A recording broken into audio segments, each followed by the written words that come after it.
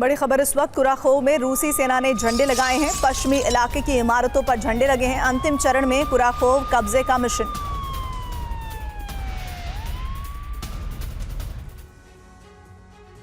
नए साल में यूरोप विनाश का खतरा बहुत बढ़ गया है। साल 2025 में रूस और नेटो के बीच जंग तय हो गई है। महायुद्ध उस समय निश्चित हो गया जब नेटो ने बाल्टिक सागर में अपनी सेना को बढ़ाने का फैसला किया। इतना ही नहीं, फिनलैंड ने रूस के जहाज का अपहरण किया तो पुतिन सेना भड़क गई। क्रेमलिन ने ऐलान कर दिया कि 34 वर्षों बाद वो फिर से परमाणु विस्फोट करेगा। पुतिन के राइट हैंड दिमित्री मेदवेदेव ने तो यहां तक कह दिया कि अब यूरोप को दंड देने का समय आ गया है। तो सवाल यही है कि क्या नए साल में पुतिन का ऑपरेशन यूरोप आरंभ होने जा रहा है?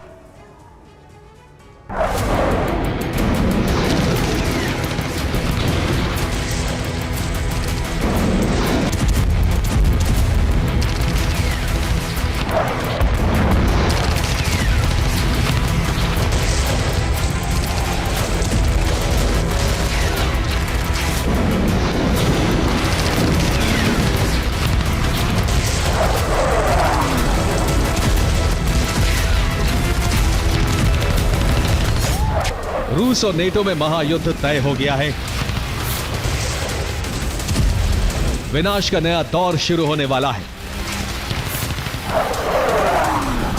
रूस नेटो में युद्ध की वजह बनेगा वो केबल जो फिनलैंड की खाड़ी में कट गया है। फिनलैंड की खाड़ी में समुद्र के भीतर से एक केबल गया है जिसका नाम ईस्ट लिंक 2 है। इससे फिनलैंड और एस्टोनिया के बीच बिजली की सप्लाई होती है। आरोप है कि रूस से जुड़े जहाज ने इस केबल को षड्यंत्र के तहत काट दिया है।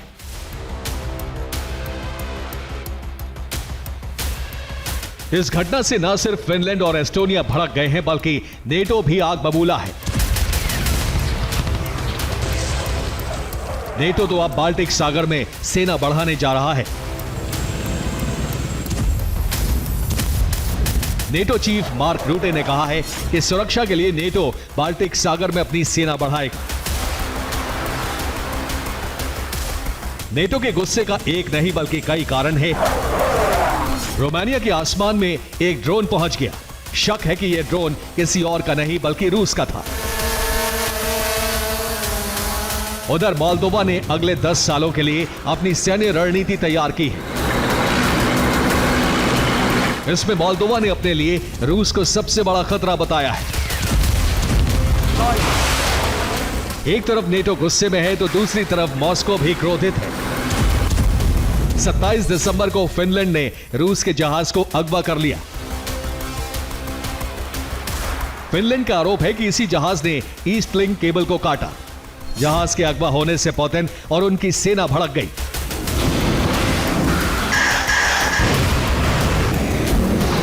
रूसी सिक्योरिटी काउंसिल के डिप्टी चीफ और पुतिन के राइट हैंड दिमित्री मेदवेदेव ने नेटो को धमकी दे दी है।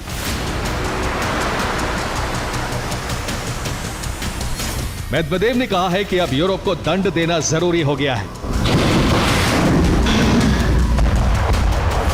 मेदवेदेव की इसी धमकी के बाद यूरोप में एटमी हमले और महायुद्ध का खतरा मंडराने लगा है।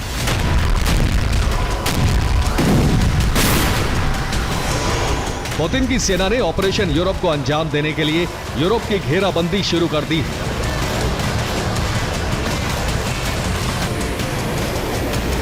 माना जा रहा है कि रूसी सेना सबसे पहले ब्रिटेन की राजधानी लंदन को टारगेट करेगी। इसके बाद यूरोप के कई देशों में ताबड़तोड़ विस्फोट शुरू हो जाएंगे।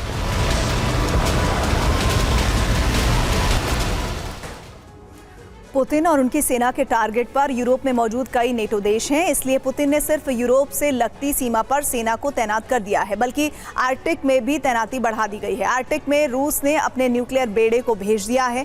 रिपोर्ट के मुताबिक बड़ी संख्या में एटमी मिसाइलें भी आर्कटिक के बेस पर पहुंचा दी गई हैं। इस तैनाती के साथ ही रूस ने यूरोप की घेराबंदी कर दी है। रूस की ये तैनाती अमेरिका और ब्रिटेन के पास हुई है। रूस के इस कदम को नेटो से युद्ध की तैयारी माना जा रहा है। आशंका है कि रूस सबसे पहले ब्रिटेन की राजधानी लंदन में धमाका कर सकता है और इसके बाद यूरोप के कई देशों में जलजला लाने का प्लान है।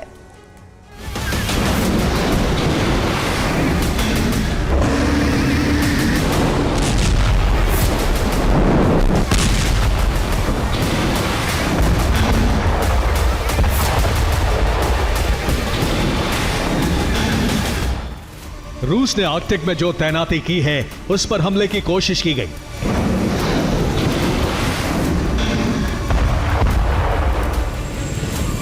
लेकिन रूसी सेना ने इस कोशिश को नाकाम कर दिया।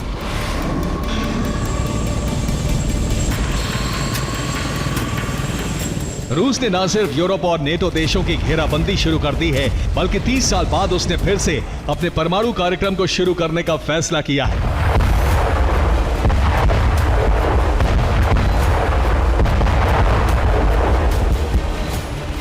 रूस के डिप्टी विदेश मंत्री सरगई ryabkov ने कहा है कि रूस परमाणु टेस्ट करने की तैयारी कर रहा है।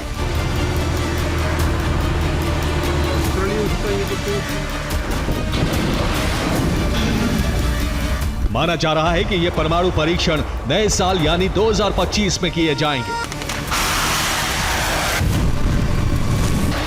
रूस ने आखिरी बार 1990 में एटम बम का टेस्ट किया था, लेकिन 34 साल बाद पुतिन फिर से अपने परमाणु जखीरे को बढ़ाने जा रहे हैं।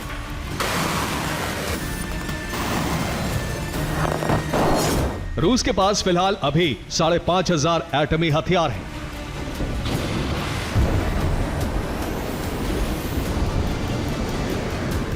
लेकिन आने वाले वक्त में रूस का परमाणु शस्त्रागार और बड़ा हो जाएगा, क्योंकि नए साल से रूस ने परमाणु परीक्षण कर न्यूक्लियर हथियार बनाने का निर्णय लिया है।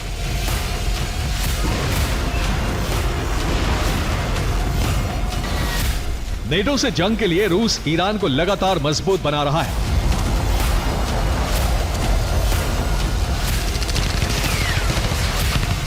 अगले साल 17 जनवरी को ईरान के राष्ट्रपति मसूद पजेश्कियान मॉस्को पहुंच रहे हैं। इस दौरान रूस और ईरान में बड़ी डिफेंस डील होगी।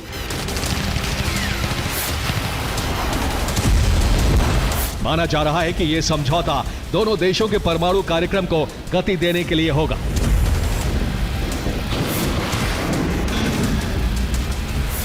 रूसी सेना ऑरेस्टिक मिसाइलों को अद्भुत और अभेद्य बताकर नेटो को लगातार डरा रही है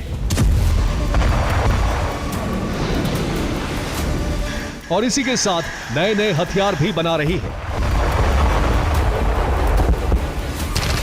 रूस ने नया एयर डिफेंस सिस्टम तैयार कर लिया है।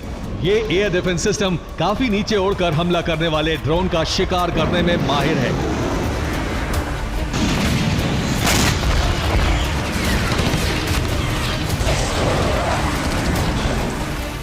इतना ही नहीं, रूस कई हथियार फैक्ट्रियों में गुप्त रूप से बड़े पैमाने पर ड्रोन बना रहा है।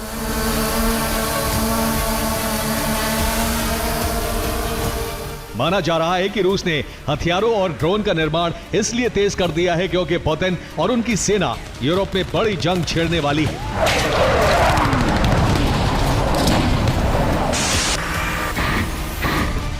तो सवाल यही है कि क्या 2025 में यूरोप भस्म होगा?